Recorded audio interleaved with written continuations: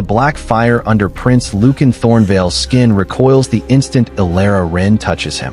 One breath earlier, it is racing through his body in bright ember cracks, scorching the sheets, licking red through the carved wood of the bed frame, forcing 3 royal healers backward with blistered hands and smoke curling from their gloves. Lucan is half out of his mind with pain, twisting against the mattress hard enough to choke on his own breath. Then Elara's palm lands over his wrist, and the screaming stops. Not all at once. It breaks apart in him, turning from something animal and endless into one ragged inhale that shudders through his chest and leaves the chamber stunned into silence. The black glow still burns beneath his skin, but it no longer leaps. It crouches there, restless and alive and no longer winning. Elara does not look up. She cannot. If she lifts her hand, he might start burning again.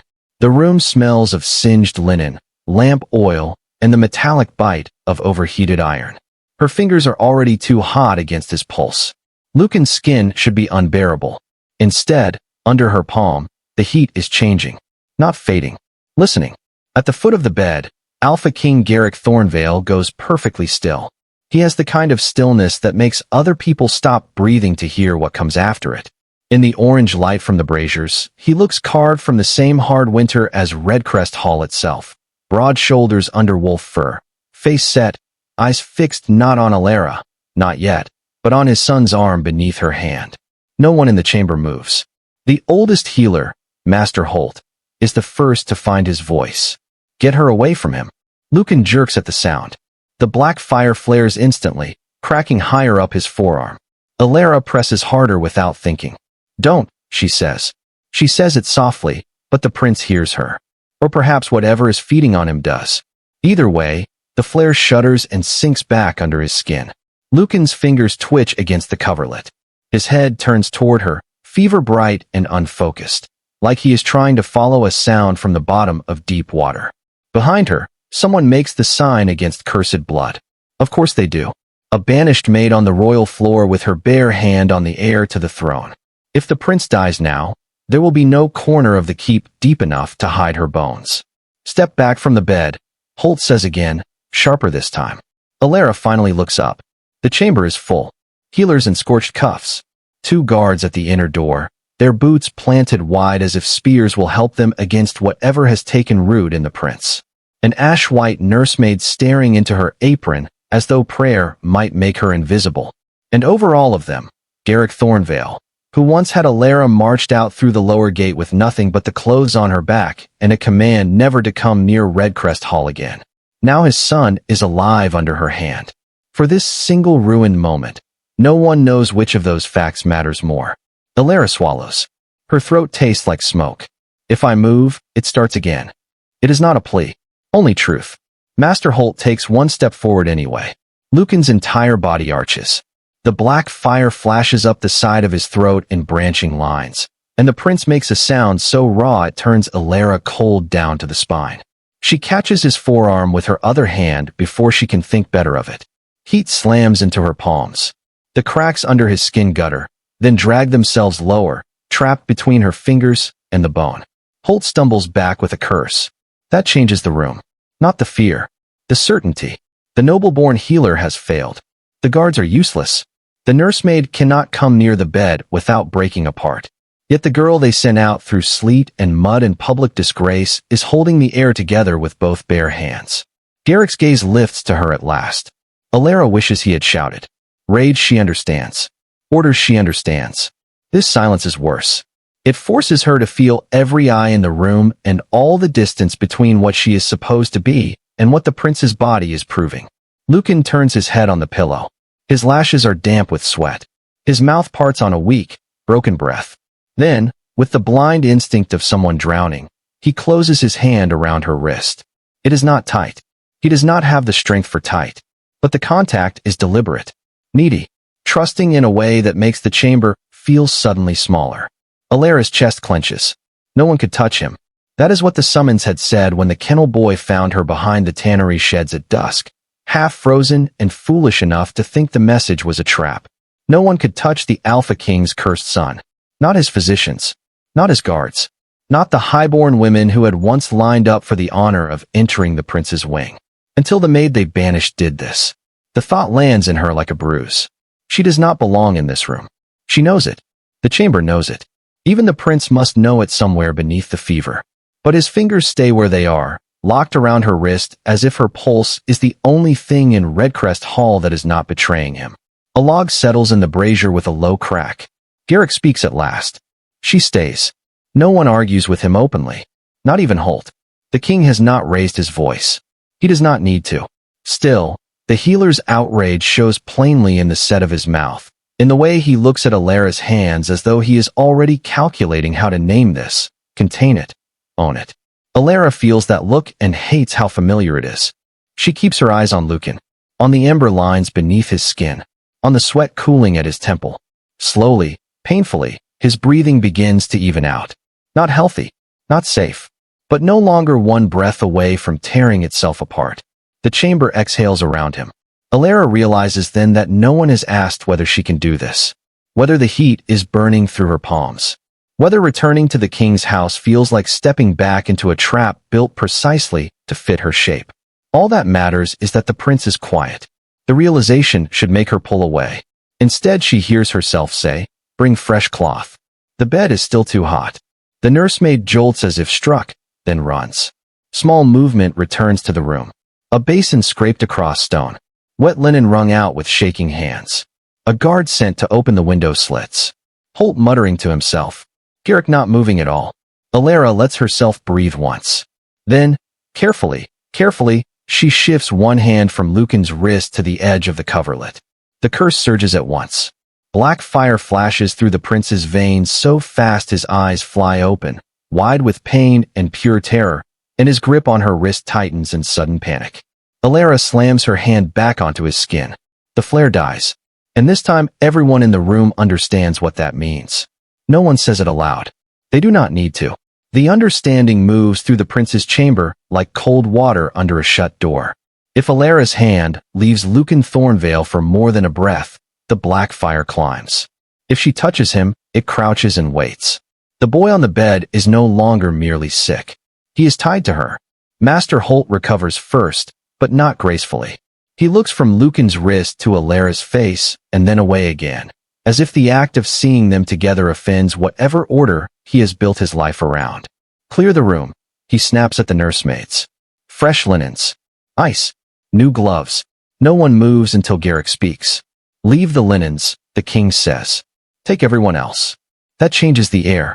The nursemaids bow and hurry out, skirts whispering over the floor.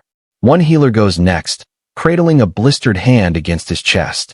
The guards remain long enough to exchange a look with Garrick, then back out through the carved doors and pull them closed behind them. The chamber empties in layers until only 4 people remain. Elara at the bedside, Lucan in the bed, Garrick at the foot of it, and Holt standing too near the brazier with his jaw locked hard enough to show the muscle. The silence that settles is heavier than the noise was. Elara becomes aware of everything at once. The drag of sweat cooling between her shoulder blades. The sting in her palms where Lucan's heat has already reddened the skin. The wet hem of her dress brushing her ankle. The smell of charred wool from the noble nursemaid's ruined glove where it lies abandoned beside the bed. She has not stood in a room this fine since the day they marched her down the lower passage and out beyond Redcrest Hall's kennel wall. Now she cannot step away from the prince's bed without risking his life. Lucan stirs under her hand. Not waking. Not truly. His lashes twitch, his mouth parting on an uneven breath, and his fingers shift until they find the inside of her wrist again. The contact is weak. Automatic. Still, the moment his skin meets hers, the ember cracks beneath his forearm dim another shade. Holt sees it. So does Garrick. Elara tries, very carefully, to ease the edge of the coverlet out from under Lucan's burning arm. She lifts only one hand, leaving the other against his skin. The curse answers instantly. A black line flashes up the side of Lucan's neck. His breath catches. The carved headboard behind him creaks as the heat surges through the frame. Elara puts both hands back. The line recedes. Holt exhales through his teeth. This cannot continue. Elara does not look at him. It already is. That earns her Garrick's attention. She feels it before she lifts her eyes. The king has not moved from his place at the foot of the bed, but something in him has shifted. Not softened. Sharpened. He is no longer watching a crisis. He is taking the measure of a fact. Lucan's room gives itself away in small betrayals of heat. Wax softens in the candle dishes. The metal clasp at the bed curtain glows faintly red, then cools. Beyond the leaded windows, somewhere deep in the courtyard below, a hound begins howling. Another answers it. Then another, until the sound threads up through the stone of Redcrest Hall and into the chamber like a warning no one can translate cleanly. Elara closes her eyes for one beat. The keep is feeling him now. When she opens them again, Garrick is watching the window, not his son. "Shut the outer run," he says. Holt frowns. "My king." "The hounds." A heartbeat later, the order is taken by someone outside the chamber and carried away. Boots strike the passage. A door slams somewhere below. The howling does not stop at once. It only turns ragged, then distant. Elara feels the cost of that too. Everything in Redcrest is beginning to rearrange itself around the prince's body, around her hands, around a thing no one in this chamber wants named. She swallows against the dryness in her throat. "Send for Maud Rilling." Holt turns on her at once. "You do not summon household staff in the royal wing." Lucan makes a low sound before the sentence is finished. "Not pain. Warning." The black fire leaps faintly beneath his collarbone. Elara presses her palm there through the linen. The leap dies. This time when she looks up, it is Holt she looks at, not the king. "Then watch him burn again while you argue titles." The words land and stay there. Garrick says, "Fetch Maud." Holt goes white with anger, but he cannot openly challenge it. He sweeps out without bowing deeply enough, and the chamber falls into a new quiet after him. This one is worse. Only Garrick and Elara remain with Lucan now, and the prince is breathing against her hand as if it has become part of the labor of staying alive. The brazier pops once. Snowmelt taps the window. Somewhere down in the guts of the keep, metal rings on stone in a fast, nervous pattern, then stops. Garrick finally says, "If you are thinking of leaving when the old nurse arrives, don't." Elara's mouth goes cold. She believes him. Before she can answer, the outer door opens again, not to Maud Rilling, but to Garrick's marshal, cloak crusted white with road frost and midnight damp. He comes 3 steps into the chamber, sees Elara at the bedside, and stops just short of showing surprise. "My king," he says, voice low. "Greyfun and Norwatch crossed the lower bridge an hour ago. The Hillpack captains are in Redcrest." Garrick does not turn, and the marshal's eyes flick once to Lucan, then to Elara's hands, then back to the king. "The oath of winter stands at dawn," he says. "If the prince cannot walk into Wolfglass Hall before first bell, they will start choosing what that means. If the prince cannot walk into Wolfglass Hall before first bell, they will start choosing what that means." The marshal's words hang in the room after he finishes them, as if even the tapestries know not to stir too quickly around a sentence like that. Elara does not look at him. She keeps both hands where they are, one braced over Lucan Thornvale's wrist, the other flat against the heat pulsing under his collarbone, and feels the truth of the warning before she fully thinks it. Dawn is no longer morning. Dawn is judgment. Greyfun and Norwatch have crossed into Redcrest with cloaks white from the road and wolves at heel, and somewhere below the prince's chambermen are already deciding how a kingdom sounds when it begins talking around its heir instead of to him. Lucan shifts beneath her hands. The ember cracks under his skin stir with him, not bright enough to leap, not quiet enough to trust. His breathing has steadied, but only in the narrow space her touch seems to hold open. Elara knows that now with the awful certainty of something proven too many times in too few minutes. If she stays, she becomes part of the prince's body in the eyes of the room. If she leaves, he burns. There is no clean place left to stand. Garrick says, "No one speaks outside this chamber until I say so." The marshal bows once. His eyes flick, just for a moment, to Elara's hands on the prince. Not surprise. Calculation. Then he is gone. When the door closes behind him, the chamber feels smaller than before. The braziers breathe heat into the stone. The lamp at the bedside throws a yellow line across Lucan's throat, where the black fire lies like trapped lightning under the skin. Elara's palms are beginning to tremble, not from fear now, but from strain. The heat is changing her hands. She can feel it in the sting that remains, even when the flare goes low. If she looked down, she thinks she might already see redness laid into the lines of her skin. She does not look. Garrick moves at last. Not toward her. Toward the window, where frost has started to gather in the lower corner of the leaded glass, even while the room itself feels too hot to breathe in. He stands there only a heartbeat, listening. From somewhere in the keep comes the metallic ring of hurried preparation. Harness buckles.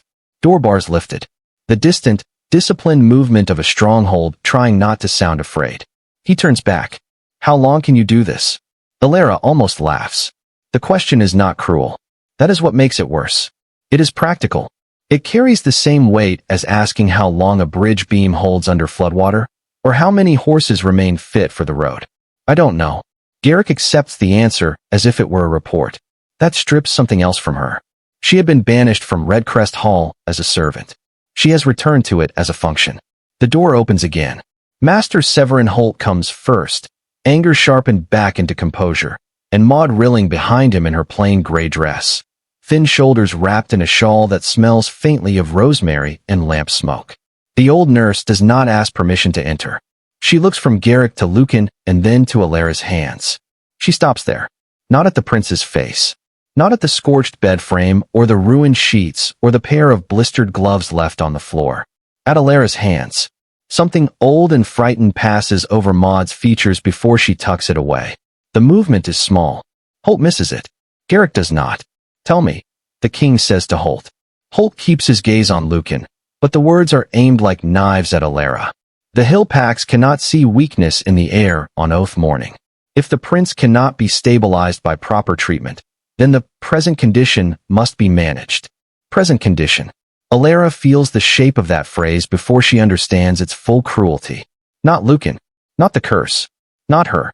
All of it, folded together into something administrative enough to survive being written down. And how do you propose to manage it? Garrick asks. Holt finally looks at Elara.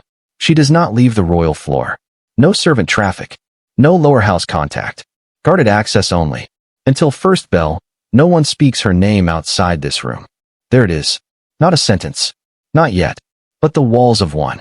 Elara feels the old instinct rise in her chest. To pull away, to refuse, to remind them that she has already been thrown out once, and will not be pinned like livestock now that the prince has made her useful. Lucan's fingers tighten around her wrist before she can move. The black lines flash once, sharp as a blade-drawn breath beneath his throat. Maud steps forward so quickly her shawl slips from one shoulder. Do not provoke him. Holt turns, offended. He is half delirious. He is listening, Maud says. Silence falls. It is brief, but it lands hard enough for Elara to feel the whole room tilt around it. Holt's mouth tightens. Garrick watches his son. Elara becomes aware of Lucan's grip again. Not strong, only stubborn, his hand closed around the inside of her wrist, as if he is holding on in his sleep to something he does not trust the room to leave him. Then Holt says, more coldly, the prince is responding to contact. That does not mean he knows the source. Lucan's lashes flutter. Elara does not mean to speak. The words come out on their own, low and automatic, the way one might calm a frightened horse before it bolts.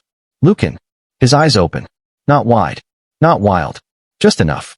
And in the changed stillness of the chamber, with the dawn bell creeping closer through stone and frost and power, the cursed son turns his face toward the maid they banished and knows exactly who she is. And in the changed stillness of the chamber, with the dawn bell creeping closer through stone and frost and power, the cursed son turns his face toward the maid they banished and knows exactly who she is. Elara stops breathing. Not because he speaks clearly. He does not. Lucan's lips barely part, his voice more heat than sound, but recognition is there all the same. Not the blind, clutching instinct of a body in pain. Something older, sharper, enough to make Holt go rigid beside the brazier, and enough to make Garrick's eyes narrow by a fraction that feels more dangerous than anger. Lucan's thumb shifts weakly against the inside of her wrist. It is a small movement. Still, it tears something open in her. A lower corridor in winter. Bootsteps muffled by rushes. A boy in a dark practice coat leaning half-hidden in the turn by the service stair, because he is not meant to be there and knows it. His hand outstretched toward the steam from a fresh loaf as if warmth can be stolen without consequence. The memory flashes through her so quickly the chamber blurs at the edges. She smells bread where there is none. Flour dust. Cold iron. the faint clean scent of snow drying on wool. Then it is gone, and she is back in the prince's chamber at Redcrest Hall, with Lucan burning under her hands, and Holt watching as if memory itself has become an offense. "You are overstimulating him," Holt says. Elara looks at him. The lie is so cleanly spoken it almost earns admiration.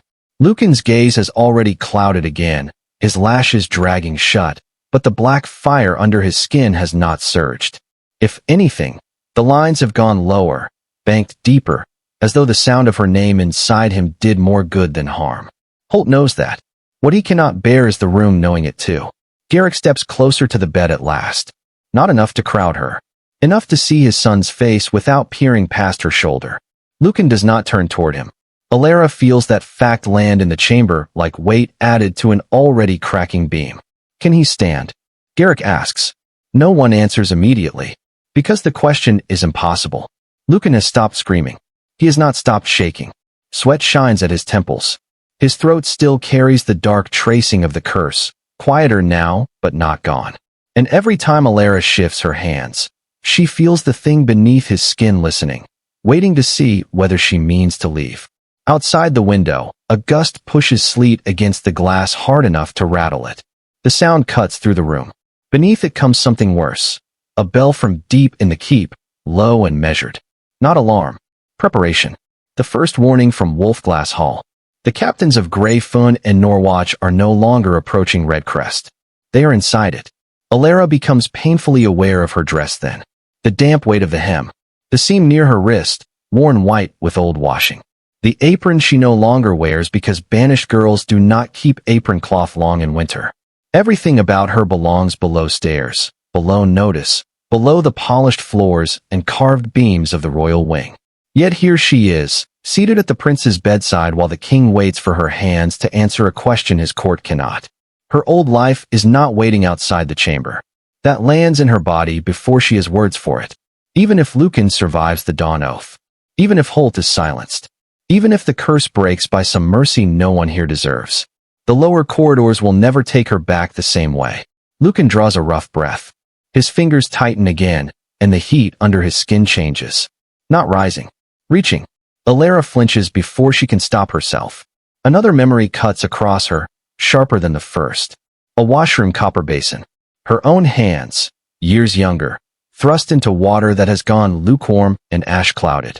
Her mother's voice close to her ear, too low to be heard beyond the door. Never the wrist first. Never where noble eyes fall when they think something belongs to them. Elara blinks hard. The room steadies around her in pieces. The bedpost blackened at the edge, the silver water pitcher melted slightly at the handle, the line of tension in Garrick's mouth, Holt's fingers stained with salve and ink. The old fear in the memory does not leave her when the image goes. It stays. It settles under her ribs, like something returning to the place it was buried. Maud sees it.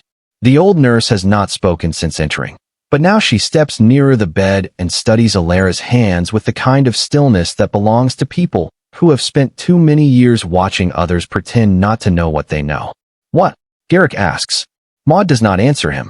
She looks at Lucan first, then at Elara, then past both of them to the far wall, where a narrow prayer shelf hangs over a low-carved chest half hidden beneath folded winter coverlets. The silence that follows is intentional. No one breaks it. The bell sounds again from Wolfglass Hall. Maud draws one thin breath through her nose, turns away from the bed, and walks to the locked chest beneath the shelf. Maud Rilling sets the wrapped book on the table beside Lucan's bed, and for the first time since Elara Wren laid hands on the prince, Master Severin Holt looks less offended than afraid. The gray cloth is scorched at one corner. Not enough to destroy it. Just enough to prove someone once tried. Maud's fingers stay on it a moment longer than they need to, thin and veined and steady only, because she forces them to be. Elara can smell the old thing before it opens.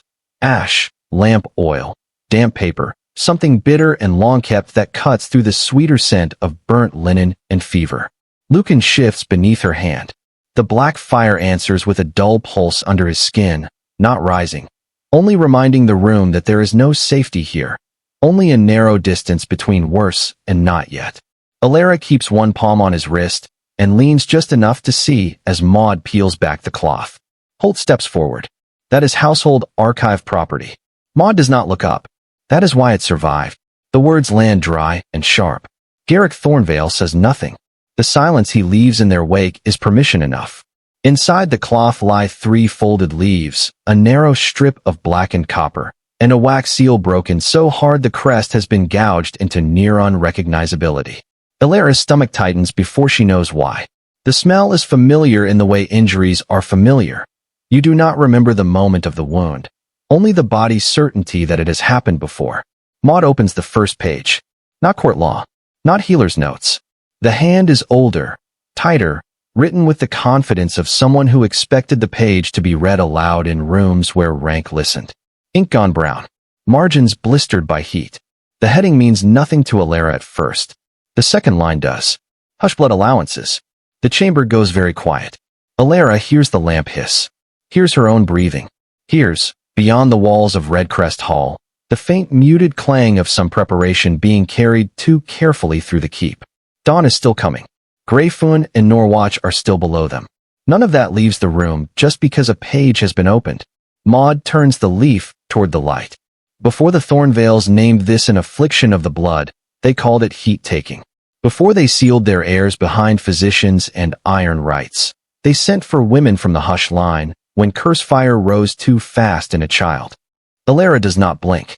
Not because she understands. Because some part of her has already gone still. They were not noble, Maud says. That mattered. What mattered was that the fire quieted under them. Fever curses. Wolf madness. Iron rot in a bitten vein. If the body would not release what was killing it, a hush-blood woman could pull the heat low enough for the child to live through the night. Holt's mouth hardens. Old village practice. Half superstition. Maud lifts the blackened copper strip and sets it beside the page. Then why did the crown issue them passage rights, winter stores, and private summons to the royal floor? No one answers her. Elara stares at the words but stops seeing them. A basin. Steam rising in a dim lower room. Her mother's hands closing over hers, rough with soap and lye, rubbing ash into her palms until they went gray. Never bare, she had whispered once. Never where they can see. The memory does not come whole. It comes like heat under skin, fragmented, undeniable. Lucan's fingers tighten faintly around her wrist. She looks down at him. His eyes are closed again, but the strain has gone out of his mouth. He looks younger asleep. Too young for a room like this. Too young to be the reason her own pulse has started knocking hard in her throat. Maud opens the second page. This one is newer. Not recent. New enough for the house forms to be familiar. Inventory marks in the margin. Service transfer. Internal reassignment under winter directive. Elara knows that shape of writing. It exists in coal tallies, linen losses, kennel feed reports. Records built to make people small enough to fit on a line. Maud's voice changes when she reads. Not louder. More tired. Female child, lower born. No proving mark entered. Testing deferred by petition of maternal line. Maternal line to assume permanent reduction in station and transfer into closed house duty. The room shifts. Elara does not feel the floor move. She feels the lack of air in her lungs. Holt says, too quickly. That proves nothing. Maud looks at him then, and the old woman's face goes so flat it nearly becomes contempt. It proves her mother bought time. Elara's free hand closes against the bed linen. Not gently. The fabric bunches under her fist and stays there. She took the drop herself, Maud says. Gave up the upper laundry work and the steward's protection. Let them mark her troublesome. Let them cut her to fever rooms and ash hauling and floor duties no hush-blood woman should ever have worked if the house had any honesty left in it. Maud's gaze flicks once to Elara's face, then away again. She made herself low enough that no one would look twice at the child. The intentional silence after that is so complete Elara can hear snow touch the window ledge. Her mother bent over a steaming trough. Her shoulders narrower each winter.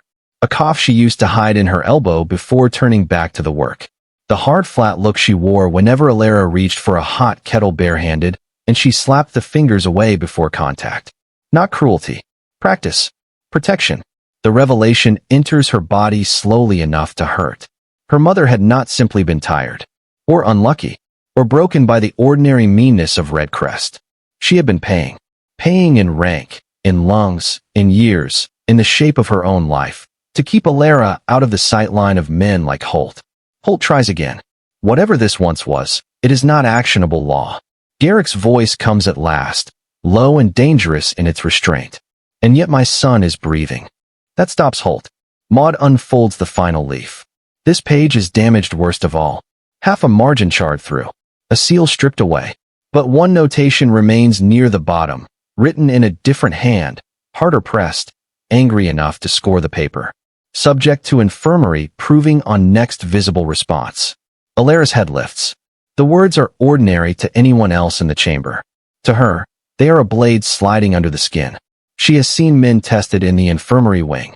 Not nobles. Stable boys with odd resistances. Kennel girls who didn't sicken when everyone around them did. They went in with a blanket and came out pale, or limping, or not at all. Maud does not read the line aloud. She does not need to. Holt sees Elara looking and takes one step toward the table. That notation was never enacted. Because someone interfered, Maud says. Her eyes move then, not to Holt, but to Garrick. It is the smallest movement in the room. It changes everything. Elara turns to the king. He does not look away. For one heartbeat, maybe two, the prince's chamber loses shape around her. The years under Redcrest's lower roofs, the day of banishment, the sleet on the kennel yard stones, Garrick's face above her when he ordered the gate opened and told her never to return. Those moments rearrange themselves without resolving. Not mercy, not innocence. Something colder, more deliberate. Lucan stirs against the pillow. The black fire flickers once beneath Elara's palm. No one moves. Then Holt says, with carefully controlled disgust, "You should have allowed the examination when I asked for it the first time." And Elara understands that whatever the truth of her banishment is, it is not the truth she was given. You should have allowed the examination when I asked for it the first time. The sentence hits Elara harder than the heat in her palms. For a second, she cannot tell whether the room has gone colder or she has.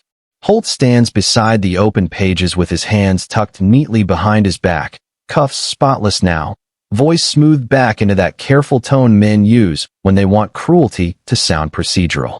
The prince's chamber still smells of singed linen and old ash. Lucan Thornvale's pulse jumps once under her fingers. The black fire answers it immediately. A dark line flashes beneath the skin at his throat. Elara presses down. Not hard. Certain. The flare shudders and sinks again, but the warning has already gone through the room. Holt's words are not only about the past. They are about now. About what he thinks should happen next. Maud Rilling folds the damaged page closed with more force than her hands seem built for. You asked for a child to be dragged into the infirmary wing. I asked for a dangerous anomaly to be understood, Holt says. Elara laughs once before she can stop herself.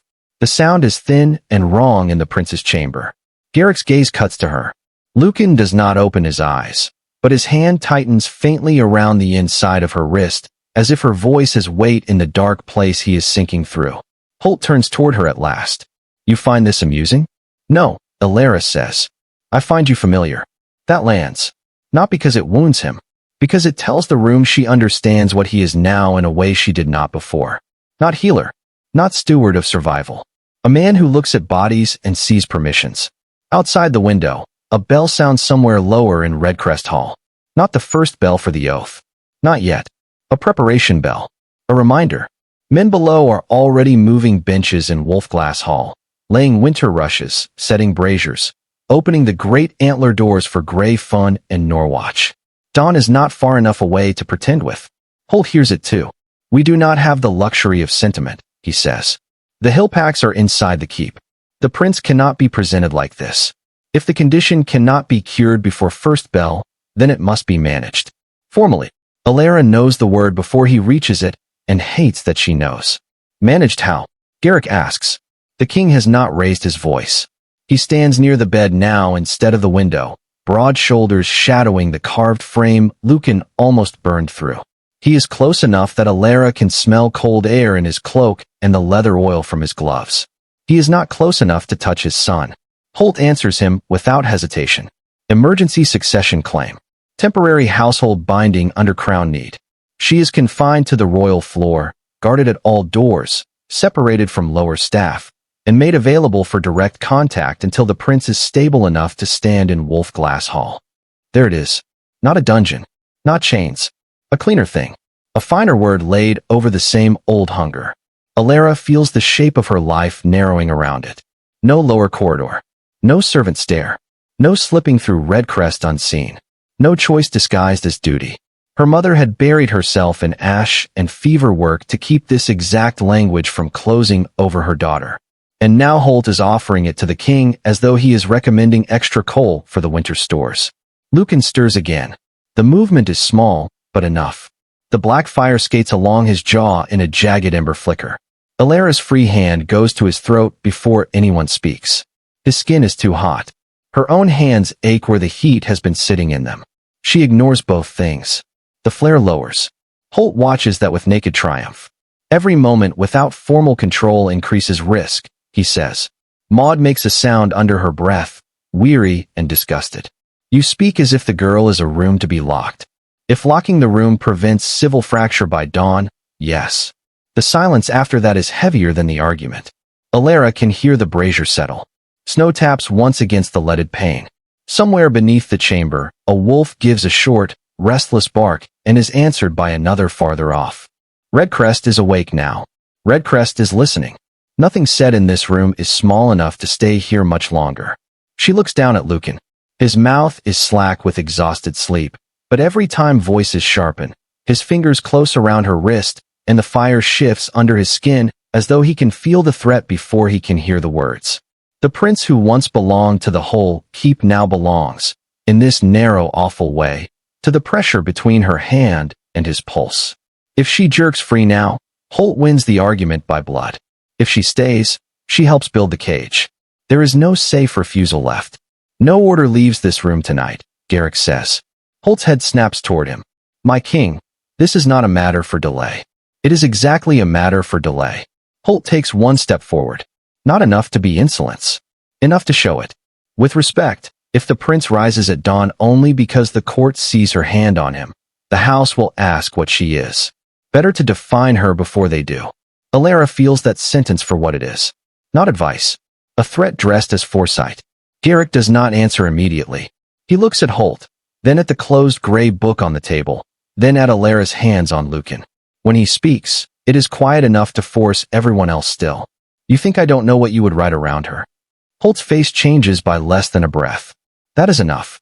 Elara lifts her eyes. The room seems to pull inward around the space between the two men. Maud has gone very still. Even Lucan's grip on her wrist eases for a heartbeat, as though the prince's body itself is listening. Holt says, carefully, I would write what preserves the line. Garrick's mouth hardens. You would write what gives you lawful access to it. No one moves. Elara can feel her own heartbeat in her burned palms. The old pages on the table. The broken wax. Her mother's vanished life. The sleet in the lower yard on the morning of her banishment. All of it rearranges itself one more time. Not into pardon, never that, but into a shape that is somehow worse because it contains intention. Holt looks at Elara then, openly now, measuring what he almost had years ago and may yet get by dawn.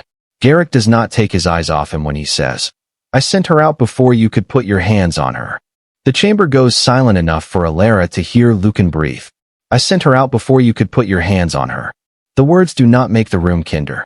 They make it worse. Elara feels them land first in her burned palms, then lower, deeper, in the place where anger and humiliation have been living side by side since the lower gate closed behind her. Lucan's breath brushes the inside of her wrist. The black fire under his skin stays low for the moment, listening with the rest of the chamber. Across the bed, Master Severin Holt goes very still. Maud Rilling closes her eyes once, as if she has heard this truth before in some smaller, meaner form, and hoped it might die with the old papers. Garrick Thornvale does not look at Elara when he says it. He looks at Holt. That is its own insult. Not because Elara doubts him. Because belief is beginning to take shape where fury was easier. The sleet in the yard. The stripped wages. The order never to return to Redcrest Hall. None of it softens. It only changes weight. He did not throw her out to spare her pain. He chose which pain she would get. Distance instead of dissection. Hunger instead of the infirmary wing. A smaller cruelty instead of a more useful one. Elara's throat tightens. You don't get to call that protection. Garrick's eyes shift to her at last. The king looks tired now, though not weak. The kind of tired that has no softness in it, only old damage held upright by discipline. Beneath the fur at his collar, his pulse beats once at the throat and settles. He says nothing. That silence is not guilt. It is worse. It is acceptance. He knows what she has named it, and he cannot argue with the word. Holt recovers first, because men like him always do. The question before us is not the girl's wounded pride. Lucan makes a sharp sound in his sleep before the sentence fully leaves Holt's mouth. The black fire snaps bright under Elara's hand. She leans in at once, one palm at Lucan's throat, the other flattening harder to his wrist. The prince's head turns toward her, lashes shivering. Heat climbs against her skin, hot enough now that she knows there will be blisters later if later comes at all.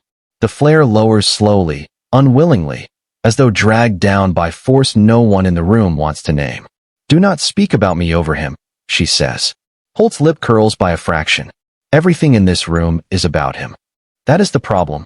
The answer leaves her before caution can stop it. Maud's eyes flick sharply to Elara. Garrick's shoulders tighten. Outside the chamber, somewhere below the royal floor, a bar drops from its brackets with a long iron thud. Wolfglass Hall being opened. There is no more pretending dawn is distant. Elara looks down at Lucan. His face is damp with fever, too pale beneath the flush, his mouth parted slightly as he drags the air he needs through a body that no longer obeys itself. He is older than when she last stood this close to him, and still young enough that the vulnerability of his throat makes something in her chest hurt. She remembers without meaning to, a winter stare under the west turret, a prince hiding from his tutors with frost in his hair, laughing when she told him noble boys looked ridiculous trying to eat hot chestnuts without burning their fingers. He had looked at her then as if she were a person and not a rung in the keep. Now he looks like a boy being burned alive by his own bloodline. "That room under the lower eaves where you sent me," Elara says, not taking her eyes from Lucan. "The ash work, the kennels, the tannery sheds. Did you think distance made the choice clean?" The room goes silent. Not empty. Weighted. The brazier shifts with a low hiss. Snow taps the lead. Holt looks offended by the existence of the question. Maud watches Garrick like she has waited years to hear whether he deserves any answer he gives. Finally Garrick says, "No." It is the ugliest response available, which is why Elara believes it. "Not no. I did not know. Not no. You misunderstand. Only no. He did not think it clean. He did it anyway." The truth of that settles into her more cruelly than denial would have. Because it leaves her with a father king who chose, a healer who would have caged her, a mother who died shrinking herself into usefulness, and a prince whose body now closes around her touch, like it has found the only unburned place left in Redcrest. There is no one in this chamber she can trust cleanly. Lucan's fingers move against her wrist. This time his eyes open fully. Not clear at first.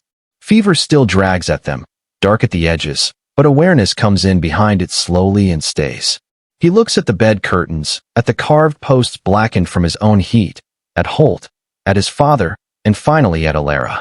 Shame moves through his face before speech does. He tries to pull his hand back, perhaps from pride, perhaps from hearing enough to know what his body has done to the room. The black fire leaps instantly. He gasps. Elara catches his wrist again before the flare can climb. Lucan goes rigid under her hands, jaw tight against the pain, and for one terrible second, she thinks he will scream like before. Instead, he forces the breath down and turns his face into the pillow, furious with himself for needing the thing that is saving him. "That's enough," Maud says softly, but no one listens because Lucan is looking at his father now. "If she leaves," he says, voice roughened almost past use, "I won't hold." The sentence breaks the chamber more cleanly than anything else tonight. Holt starts to answer and stops. Garrick does not move.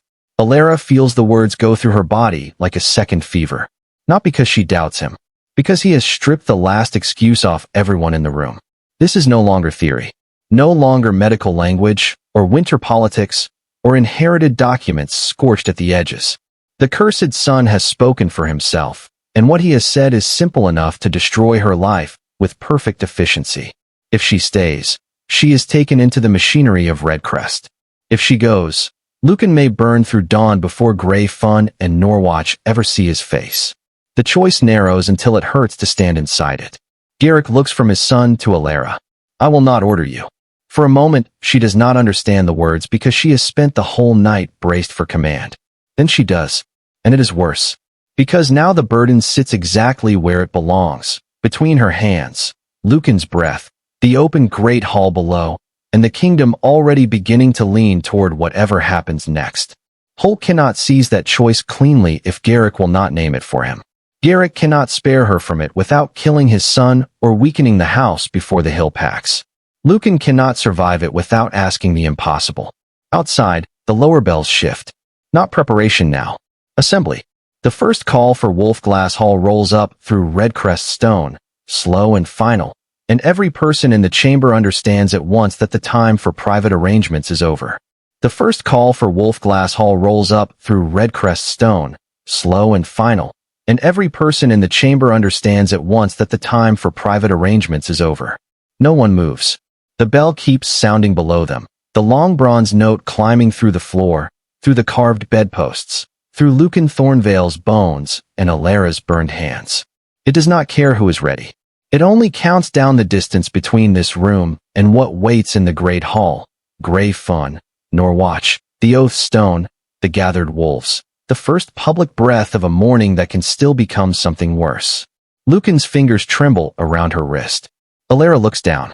His eyes are open again, not fully clear, but awake enough to know what the bell means. Shame lives in the line of his mouth.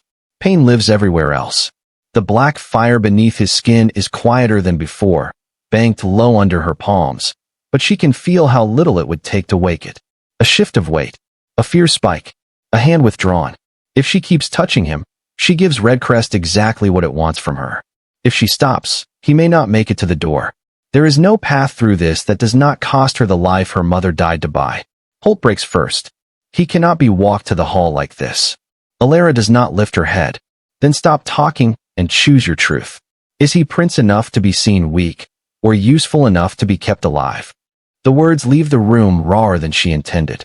Maud Rilling closes her eyes. Garrick Thornvale does not. Lucan's grip tightens once, not from pain this time, but from hearing her say aloud what everyone else has been circling. Holt's face hardens. He will be seen standing, or he will not be seen at all. There is no version of this in which she enters Wolfglass Hall unbound. Unbound. The word drops into Elara's body like cold iron. Not servant. Not maid. Not woman. Something requiring lawful handling before the captains of Grey Fun and Norwatch can put eyes on it. Behind the prince's bed, the window leads Holt a faint line of frost where morning waits. Her reflection is a blur in the glass. Dark dress, loose braid, soot still in the cuff seems from the lower world. She is losing by the breath. Garrick says, "Enough." Holt turns toward him. "My king." If she crosses that hall in sight of the packs without definition. Enough. The second time carries more weight. Holt stops. The chamber falls still around the command. Elara hears the brazier breathe. Hears snow slide from some outer sill. Hears the prince breathe too, shallow and controlled, as if even now he is trying to make himself smaller than the pain. Then Garrick looks at her. Not at her hands. Not at the old gray book on the table. At her. "I will not order you," he says again. He should not say it twice. That is what breaks her temper loose. Elara lifts her head fully. "No. You'll just build a room around me and call the door mercy." The black fire twitches under Lucan's throat. She feels it immediately and slides one palm higher. The flare falters. Lucan squeezes his eyes shut against the heat. Maud takes one step closer to the bed, then stops herself, all that old service and older fear pulling against each other in her thin shoulders. Holt says nothing now. He is watching Garrick, watching Elara, measuring which of them will make the mistake he can turn into law. Lucan opens his eyes and looks at her, not as prince to maid, not as someone too fevered to know the room. Simply as a boy who understands he is asking to be carried through a fire he cannot survive alone. "Elara," he says. Her name in his mouth almost undoes her. Not because it is tender, because it is public already, even here. Holt has heard it. Garrick has heard it. The old nurse has heard it. Once she steps into Wolfglass Hall with that name on the air and her hands on the air, there will be no returning to a life where people forget she exists. That life is already gone. There is a long moment when no one speaks. The bell below finishes its roll and silence floods in behind it. Elara sees her mother in it. Ash on the palms, Bent shoulders over fever linen. A life reduced on paper, so a daughter would not be. Then she sees the lower room beneath the eaves at Redcrest, the narrow bed, the cracked basin, the one window that never sealed properly against winter. She sees it with the strange clarity of something already lost. No going back below stairs. No invisible corridor life. No safe insult of being overlooked. Holt has taken that from her just by naming what she is. Garrick has taken it by bringing her back. Lucan has taken it by living under her hands. Choice remains. Safety does not. She stands.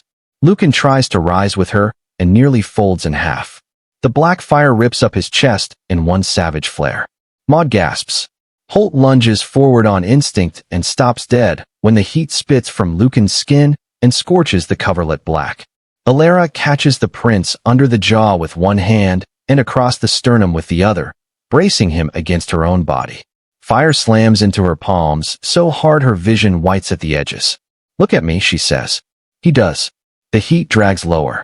Not gone. Never gone. But answerable for now. Lucan is shaking. So is she. The difference is that no one is looking at her hands anymore. They are looking at the fact of the two of them standing together in the center of the king's chamber, the prince upright only because the maid they banished is holding the curse down with both bare hands. Elara turns her head toward Garrick without releasing Lucan. "If I walk him into your hall like this," she says, each word pulled through the pain in her palms, "I am not going back below stairs. I am not disappearing again. You do not hide me once the packs have seen." Holt starts to protest. Garrick cuts him off without looking. "No," the king says. "It is not a promise. It is an admission. It will have to do." Elara shifts Lucan's arm across her shoulders. He is heavier than she expects, not in body, but in consequence. Every inch of him feels royal in the worst possible way. Costly, witnessed, impossible to set down once taken up. His breath catches against her neck as they turn toward the door. Maud goes to the latch first. Her fingers shake only once on the iron. When the door opens, the corridor outside is full of waiting men who try, and fail, not to stare. 2 guards. A page with a rushlight. One winter steward holding himself so stiff with alarm that his buttons shine. Beyond them, the long gallery toward Wolfglass Hall burns gold from bracket lamps and pale from the first gray of morning. The smell changes out here. Less fever, more cold stone, wax, wet wool, wolf fur brought in from the lower court. No one speaks as Elara walks Lucan into that corridor. The prince's weight drags heavier by the yard. Twice his knees soften, and the black fire tries to climb. Twice Elara catches it under her hands and keeps moving. The gallery seems too long. To keep too awake. Every servant flattened against the wall, every guard stepping aside, every lowered gaze is another nail sealing shut the life she had before this walk began. At the doors of Wolfglass Hall, the bell sounds again. The great antlers above the lintel throw long hooked shadows over the threshold. Inside, the hall is already full. Captains of Grey Foon and Norwatch in winter cloaks rimed with road frost, wolves restless along the slate edge, stewarding fires lit in the braziers, oathstone dark in the center beneath the rafters. Conversation dies the moment they enter. Elara feels the entire hall see it at once. The cursed son, the banished maid, his body leaning toward hers, her hands where no one else could lay theirs and live. Lucan takes one more step, then another. By the time they reach the oath stone, the hall is silent enough to hear the fire in the braziers and the rough drag of his breath. Then the first captain of Grey Foon drops to one knee. Norwatch follows. It is not reverence. Not entirely. It is recognition of survival, of standing, of power arranged in a form none of them expected and none of them can deny. Elara looks down at her own hand where it presses over the black flare beneath Lucan's collarbone. The heat has marked her. Fine branching lines, gold black and bright in the torchlight, are burned into the center of her palm, like writing the skin has chosen for itself. Around the oath stone, the hall sees that too. And behind them, in the sudden hush before the first oath is spoken, Elara hears the soft click of Holt opening his seal case. Behind them, in the sudden hush before the first oath is spoken, Elara hears the soft click of Holt opening his seal case. The sound is small. It lands harder than the bells did. She does not turn. She cannot. Prince Lucan Thornvale is upright only because her arm is braced across his back and her marked hand is spread over the black flare beneath his collarbone. The heat there still moves under her palm, slower now, less like a blaze than an animal forced to lie still under a blade. Around the oath stone, Wolfglass Hall has gone silent enough that she can hear the wolves of Grey Fen breathing at the edge of the rushes. The first captain keeps his knee to the slate. So does Norwatch. Not honor, Elara thinks. Not fully. Calculation first. Relief second. They are watching the air stand and measuring the cost of what made impossible. A draft creeps through the great antler doors at the far end of the hall. It carries road frost, wet wool, leather darkened by snow, the bitter iron scent of the braziers burning too hard for dawn. It finds the sweat at the back of Elara's neck and makes her shiver. Lucan feels it through the line of her body and leans, just barely, the weight of him pressing more heavily into her shoulder. The black fire twitches. She steadies her hand. The captain of Grey Fen rises only enough to give the oath. His eyes do not leave Lucan's face until the words are half spoken. Then they shift, finally, to Elara's hand. He sees the gold-black branching burned into her palm. She watches him understand that the prince is standing inside another person's pain. His oath does not falter. That is worse in its own way. One by one the formal words move through the hall. Norwatch. The winter pledge. The promise of roads held, wolves answered, blood honored. Lucan speaks when he must, and each time he does his voice holds long enough to pass. Each time the heat in his chest kicks against her hand, as if resenting the strain. Each time Elara forces it lower, and feels another thread of her old life snap somewhere far behind her. No lower stairs now, in O servant passage, in O room under the eaves where the wind found the cracks first, only this. At the edge of the oath stone, Garrick Thornvale stands with his hands clasped behind his back and his face emptied of everything but rule. No one in Wolfglass Hall could mistake what he is doing. He is allowing the sight of it. Not naming it. Not hiding it. Letting the Pax see his son upright and the banished maid holding the curse down beneath her bare hand. That is the aftershock, not the touch itself. The witness. When the last oath ends, no one speaks immediately. The silence lingers, deliberate and assessing.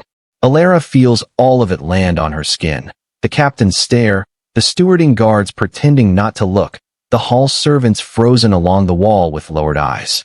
The whole room is trying to decide what she is before someone more powerful decides it first. Lucan sways. Just once. Enough. Elara tightens her arm around him. The movement is instinctive. So is his. His hand comes up and closes over her wrist in front of the oath stone, in front of Grey Fen, in front of Norwatch, in front of the kingdom Redcrest carries in miniature under its roof. The hall breathes in. No one could touch the Alpha King's cursed son. Now everyone has seen who can. Holt moves then, not toward them, but along the outer edge of the rushes where the light catches the wax on his open seal case. His stylus scratches once across a folded document. Then again, calm, methodical, as if the prince's survival, the captain's witness, Elara's marked hand, all of it were already passing from miracle into record. Garrick hears it too.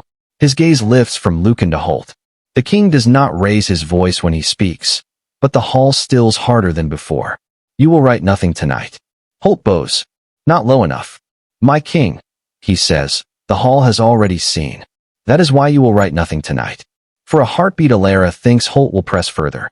Instead he closes the seal case with a precise snap that carries through the hall, like a promise delayed rather than withdrawn. Lucan exhales against her shoulder, the worst of the effort passing out of him now that the oaths are done. But he does not release her wrist. If anything, his fingers remain more firmly set there than before, as though the room itself has become more dangerous now that it has witnessed the truth.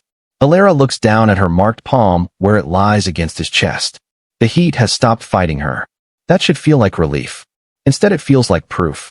Around the oath stone, the captains begin to rise. One by one. Slow. Thoughtful. Carrying the image of her with them. And at the edge of Wolfglass Hall, just beyond the reach of the braziers, Holt stands with his closed case in hand, waiting for the first moment the king stops looking his way. Holt stands at the edge of the rushes with his closed seal case in his hand, waiting for the first moment Garrick Thornvale looks elsewhere. The moment does not come. For a while, No one in Wolfglass Hall seems willing to break the shape the morning has settled into. Grafen's captain is on his feet again. Norwatch has stepped back from the oathstone. The wolves along the slate edge have gone quiet, their ears tipped forward, no longer restless but not at ease. The braziers burn low and hard, giving off that dry iron heat that belongs more to weapons than comfort. Elara stays where she is because Lucan stays where he is, leaning into her shoulder, his hand still closed over her wrist as though letting go is a thought his body cannot survive. The hall has seen enough to understand the risk of interruption. That is the nearest thing to peace the room offers her. Her palm still lies over the dark flare beneath Lucan's collarbone. The black fire has gone low under her touch, not extinguished, only contained, like coals banked under ash. The mark in the center of her hand throbs in time with his pulse. Gold-black branches burned into skin that was ordinary yesterday. Skin her mother spent a lifetime trying to keep unseen. Elara looks at it only once. That is enough. It is strange what remains visible when the great moment has already passed. Not the captains. Not the oath. Not the bell. A thread pulled loose from Lucan's cuff. Meltwater drying in a silver crescent at the hem of Garrick's cloak. The place on the slate where one of the wolves tracked in mud from the lower yard. The rushes bent flat where men knelt and rose again. Small things. Small things after a life is ended in public and another one begins without asking permission. Lucan draws a careful breath. No fire rises with it. The absence nearly undoes her. At the oathstone, Garrick has not moved far. He stands a measured distance away, close enough to step in if the prince folds, far enough to leave untouched the only place on his son's body that matters now. It is not kindness. It is not surrender. It is a discipline so tight it has become visible. The same man who once sent her out through the lower gate now cannot cross the narrow space between her hand and his son's skin. That is the quietest violence in the hall. Maud Rilling reaches the edge of the rushes first. Not to separate them, only to look. Her old gaze drops to Elara's hand on Lucan's chest, then to Lucan's hand over Elara's wrist. Something in Maud's face folds inward and stays there. Not grief. Not surprise. Recognition worn smooth by years. She says nothing. That helps more than speech would have. Around them, the hall begins to live again in careful increments. A winter steward stoops to gather the oath cloths. One of Norwatch's men backs toward the doors without turning his shoulders on the prince. A servant with lowered eyes comes only as far as the outer braziers before stopping, seeing the space no one else has crossed, and choosing not to cross it either. Redcrest adjusts faster than anyone in it. Power always learns how to route around what it cannot deny. Elara feels that in her bones before she fully thinks it. This is how it will be now. Not safety. Not belonging. Not even punishment in a form she already knows. Something colder and more watchful. A room made around her, doors not yet closed. Everyone already measuring where the hinges should go. Lucan shifts beside her. The motion is small, only the tired settling of a body that has been held upright too long, but it makes his forehead brush the line of her temple for an instant before he steadies again. He does not apologize. He does not release her wrist. When she glances at him, his eyes are half open, gray with exhaustion, shame still living somewhere deep in them under the strain. Not for the first time, she sees the boy inside the prince. That is the cruelest part of it. Had he been only heir, only symbol, only the son of the man who chose for her without asking, this would hurt less. But the body leaning against her is a real one. Fevered, unsteady, trying not to let its full weight fall into her, because even now he has some pride left, and does not want to spend it where so many eyes can see. Her free hand lifts before she thinks better of it. She smooths the loose thread at his cuff back into place. The gesture is small enough no one comments. Small enough that perhaps no one even notices except Lucan. His fingers tighten once over her wrist, not in pain, not in panic. Then they settle.